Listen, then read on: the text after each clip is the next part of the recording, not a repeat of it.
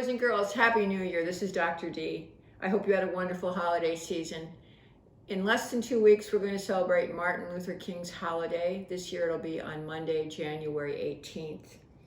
Martin Luther King received the Nobel Peace Prize when he was 35 years old. He was the youngest recipient to receive this award. He received it in 1964, and he was awarded the prize for his dynamic leadership of the civil rights movement and steadfast commitment to achieving racial justice through nonviolent action. In honor of his reception of the Nobel Peace Prize, I thought our art project today could be a page of symbols that have represented peace throughout the world. I've chosen 5. Let's begin with the olive branch. The olive branch is probably the oldest peace symbol that we know of.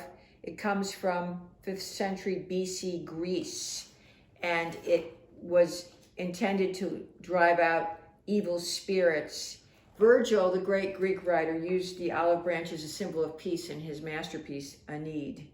And the Greek goddess gave an olive tree to the city of Athens. Her name was Athene, and so they named the city after her because of her olive branch.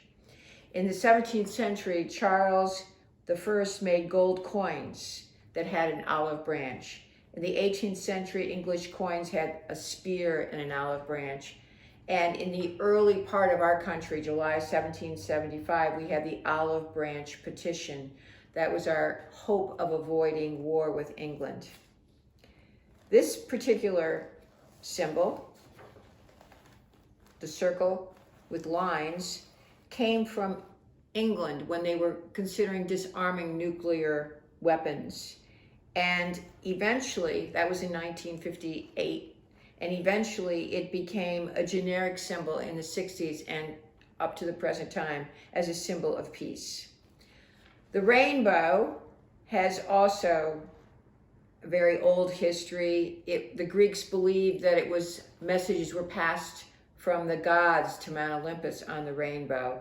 And in Scandinavian mythology, it was a bridge between the gods and the earth. And in the Bible, we know that when the flood was over, there was a rainbow that appeared in the sky. In 1932, in Switzerland, the rainbow flag was designed by the International Cooperative Movement to represent world peace.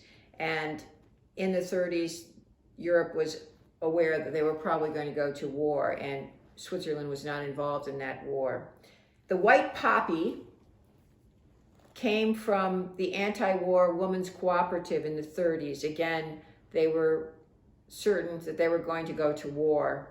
The white poppy symbolized the lack of bloodshed, and so it was put on the graves of soldiers and other people rather than the red poppies that had been used during World War I.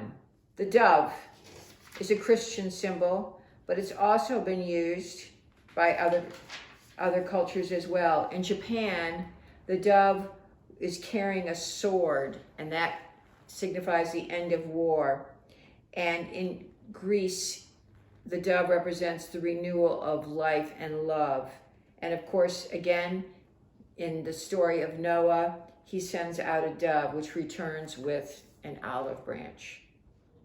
Boys and girls, let's begin our page of peace symbols with the most complicated image. All right, so we're going to start with its tail. All right, and then a line across it, and then you can put some feathers in it.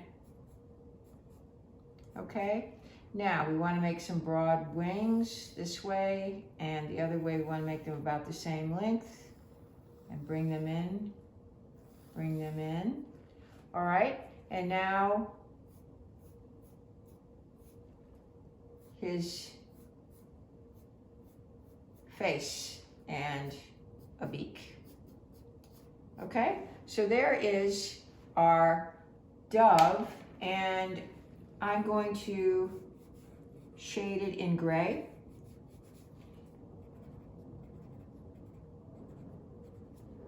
And some more outline in gray.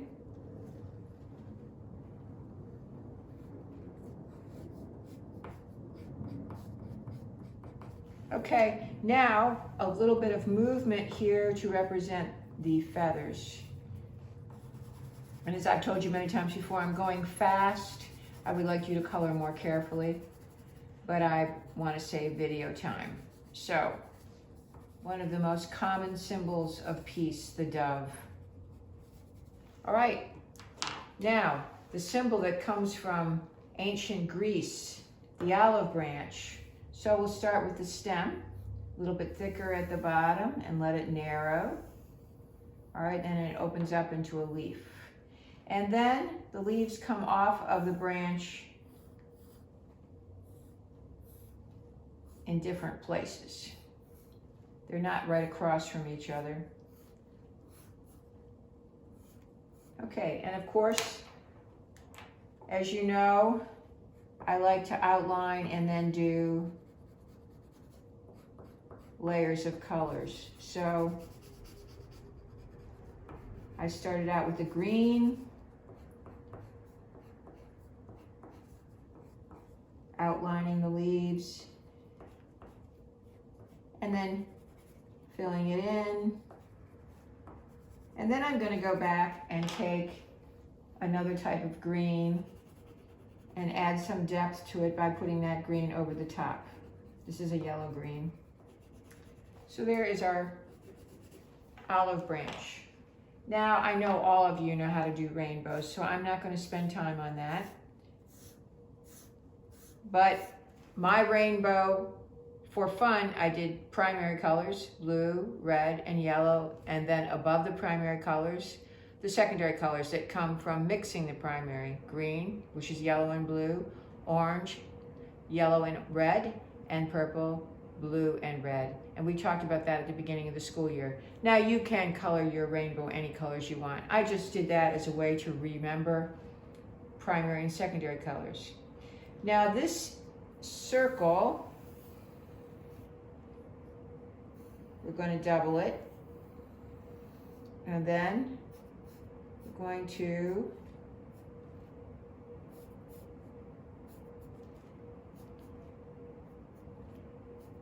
create these lines. They're the same on both sides. This symbol has become the generic symbol for peace, and you could color that any color you wanted or several colors, but that is a generic symbol for peace that started in the 1960s.